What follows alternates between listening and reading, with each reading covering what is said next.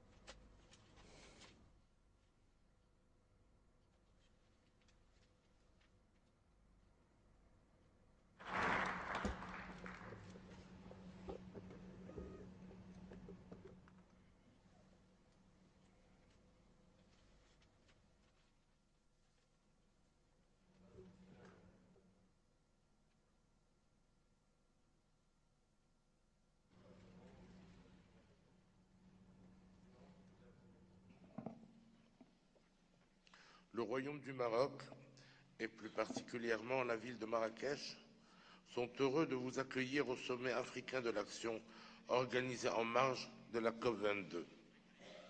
Votre présence aujourd'hui nous honore et témoigne de votre engagement pour une Afrique qui porte son regard sur l'avenir et façonne son destin. J'ai pris l'initiative de vous convier à ce sommet afin que notre continent harmonise la lutte contre les changements climatiques et l'action en faveur du développement durable. Concrétiser les projets régionaux et transnationaux structurants, tel est le défi que je vous invite à relever. Je vous propose de dessiner une Afrique résiliente au changement climatique, une Afrique qui s'engage résolument sur la voie du développement durable. C'est une Afrique qui utilisera ses ressources de manière optimale en respectant les équilibres environnementaux et sociaux. C'est une Afrique qui agira en vue d'un développement inclusif, en accord avec ce qui fait son identité, la culture de partage, d'équité et de solidarité.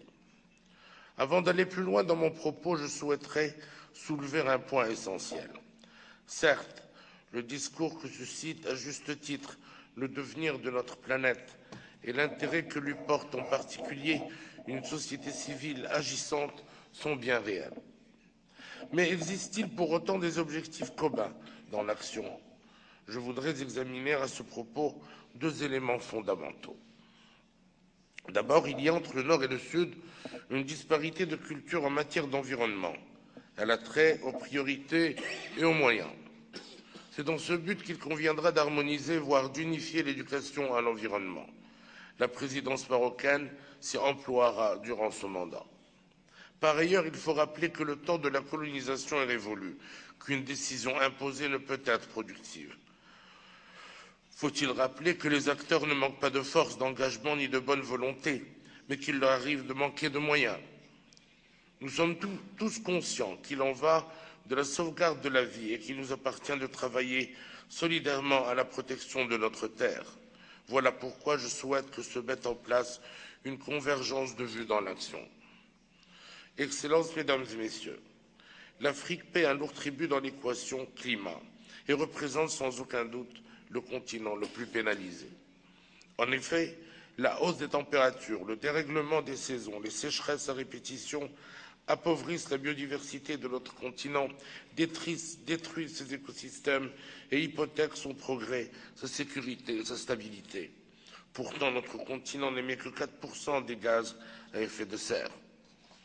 Or, les bouleversements climatiques à l'échelle mondiale entravent fortement le développement de l'Afrique et menacent gravement les droits élémentaires de plusieurs dizaines de millions d'Africains. Notre continent constitue donc un concentré de toutes les vulnérabilités. L'Afrique compte déjà 10 millions de réfugiés climatiques. À l'horizon 2020, près de 60 millions de personnes seront déplacées du fait de la rareté de l'eau si rien n'est entrepris dans ce domaine. L'immense réserve d'eau douce que constituait jadis le lac Tchad a déjà perdu 94% de sa superficie et est menacé d'achèvement définitif. 4 millions d'hectares de forêt, soit 2 fois plus que la moyenne mondiale, disparaissent chaque année. Alors que l'agriculture, majoritairement de subsistance, emploie 60% de la main-d'œuvre africaine, nos récoltes sont fortement perturbées et notre sécurité alimentaire hautement menacée. Les rendements agricoles de notre continent pourraient donc baisser de 20% à l'horizon 2050, au moment même où notre population aura doublé. Des pans entiers du littoral, près du tiers des infrastructures côtières, seraient submergés. Les épidémies d'origine hydrique, qui causent annuellement des milliers de décès, seront éradiquées à la seule condition que soient créées des infrastructures de traitement des eaux usées. Enfin, la dégradation des terres et des ressources naturelles pourrait continuer à représenter la cause principale de la majorité des conflits transnationaux en Afrique. Excellences, Mesdames et Messieurs, l'accord de Paris sur le climat, adopté à la satisfaction de tous, consacre le principe de responsabilité commune et différenciée. Il importe que notre continent s'exprime d'une seule voix, qu'il exige justice climatique et mobilisation des moyens nécessaires, qu'il émette des propositions concertées en matière de lutte contre les changements climatiques. Nous sommes donc face à 4 impératifs. Déterminer les mesures d'accès au financement nécessaires afin d'organiser les efforts d'adaptation du continent. Identifier les mécanismes à mettre en place visant à soutenir la mise en œuvre de programmes phares. Renforcer les capacités institutionnelles de notre continent.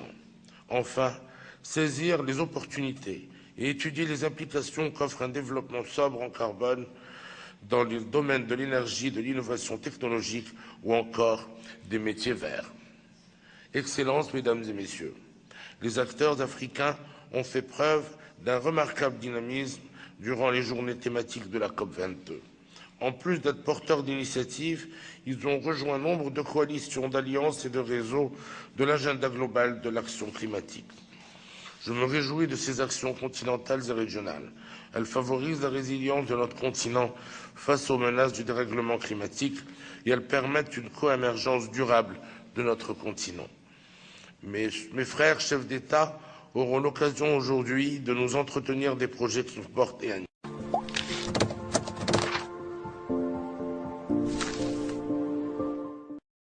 Témoigne de votre engagement pour une Afrique qui porte son regard sur l'avenir et façonne son destin. J'ai pris l'initiative de vous convier à ce sommet afin que notre continent harmonise la lutte contre les changements climatiques et l'action en faveur du développement durable. Concrétiser les projets régionaux et transnationaux structurants, tel est le défi que je vous invite à relever. Je vous propose de dessiner une Afrique résiliente au changement climatique, une Afrique qui s'engage résolument sur la voie du développement durable. C'est une Afrique qui utilisera ses ressources de manière optimale en respectant les équilibres environnementaux et sociaux. C'est une Afrique qui agira en vue d'un développement inclusif, en accord avec ce qui fait son identité, la culture de partage, d'équité et de solidarité. Avant d'aller plus loin dans mon propos, je souhaiterais soulever un point essentiel. Certes, le discours que suscite à juste titre le devenir de notre planète et l'intérêt que lui porte en particulier une société civile agissante sont bien réels. Mais existe-t-il pour autant des objectifs communs dans l'action? Je voudrais examiner à ce propos 2 éléments fondamentaux. D'abord, il y a entre le Nord et le Sud une disparité de culture en matière d'environnement. Elle a trait aux priorités et aux moyens. C'est dans ce but qu'il conviendra d'harmoniser, voire d'unifier l'éducation à l'environnement. La présidence marocaine s'y emploiera durant ce mandat. Par ailleurs, il faut rappeler que le temps de la colonisation est révolu, qu'une décision imposée ne peut être productive. Faut-il rappeler que les acteurs ne manquent pas de force, d'engagement ni de bonne volonté, mais qu'il leur arrive de manquer de moyens. Nous sommes tous conscients qu'il en va de la sauvegarde de la vie et qu'il nous appartient. جنوب وايضا تعاون بين دول الشمال ودول الجنوب. انه تونس موجوده مع وفد يترأسه رئيس الحكومه، شنو هي الرساله؟ رسالة اهتمام تونس بهذا الموضوع، أنه هذا موضوع يعنينا، لأنه الحرارة وتغير المناخ كما نلاحظوه يوميا في تونس، تغير تقريبا سنويا عنده تأثير على الفلاحة، على نمط حياة البشر، وبالتالي نحن معنيين بهذا. وهذا ليش تونس تشارك في بث هذه القمم، وتشارك خاصة في متابعة القرارات التي تأخذها هذه القمم. أن تكون المغرب الأقصى ومدينة مراكش هي اللي تستقبل الكوب 22 هذه مؤشر أن المغرب اليوم قادرة على أن تكون هي تقوم بهذه الاجتماعات. تونس نجم نهار تحلم أنها تقوم بهذه. أولا نحن نعتز أن المغرب هي قادرة بهذا، والمغرب دولة شقيقة مهمة جدا، وأن هي يعني تحتضن مثل هذه المؤتمرات. هذا يشرفنا جميعا كدول مغاربية. نتمنى إن شاء الله احنا يعني نظمنا قبل يعني قمم هامة، قمم عربية، قمم إفريقية، ونتمنى أن نتجاوز ذلك ذلك إلى قمم أكبر بهذا الحجم، وعندما تسترجع تونس عافيتها واقتصادها يسترجع عافيته سنكون إن شاء الله وقتها كل شيء ولي ممكن. كل شيء ممكن. نعم. الرقم اللي اخترناه السيد خميس جنيوة يخص وزارتك، إذا ميزانية وزارة الشؤون الخارجية لسنة 2017 197,900 مليون دينار مقابل 200,500 مليون دينار سنة 2016، يعني نسبة انخفضت ب 3.5%. غلطة صغيرة هذه مش 35، 3.5%. كيف تقيم هذه الميزانية؟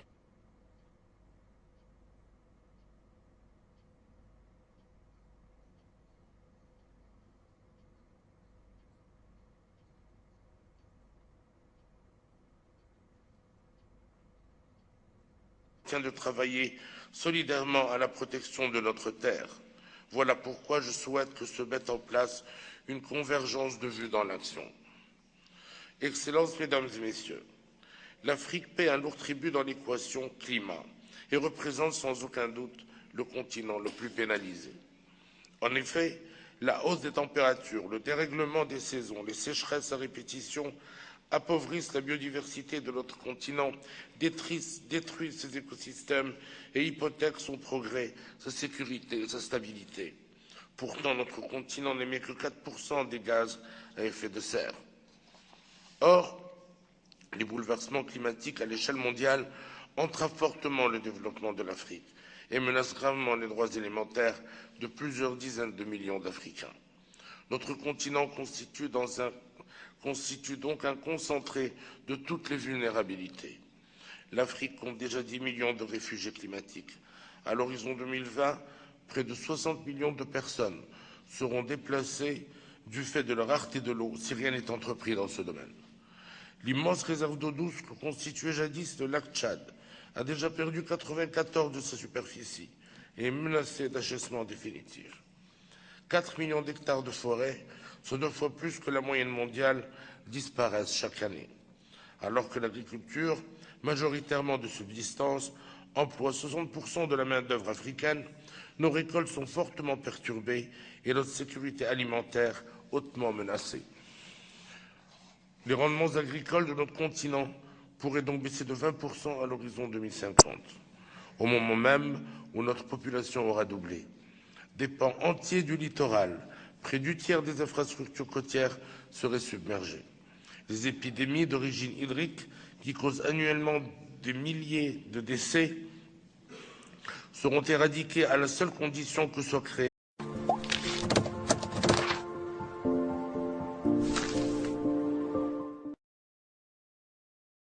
السيد خميس الجنيوي وزير الشؤون الخارجية. أهلا وسهلا سي خميس، مرحبا بك.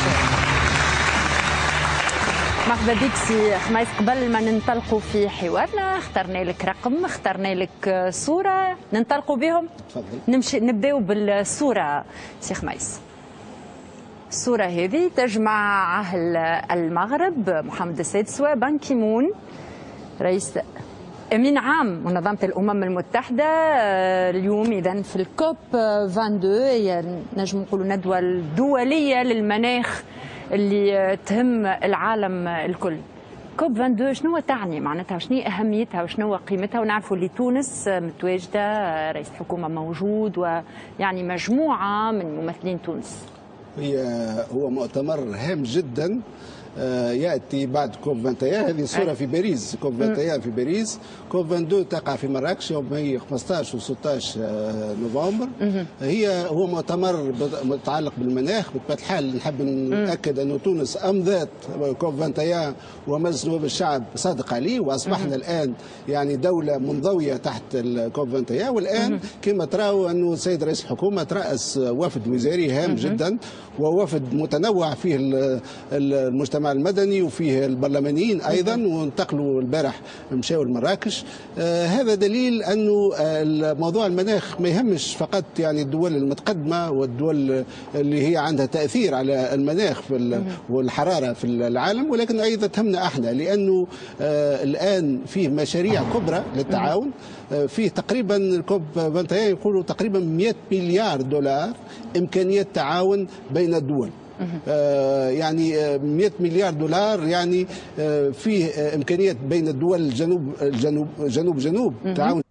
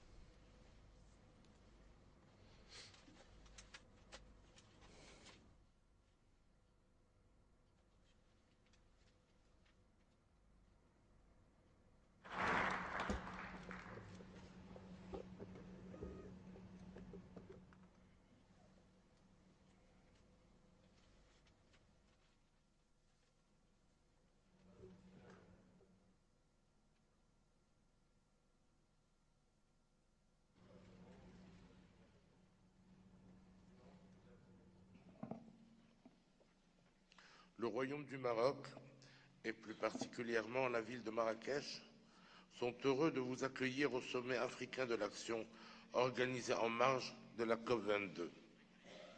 Votre présence aujourd'hui nous honore et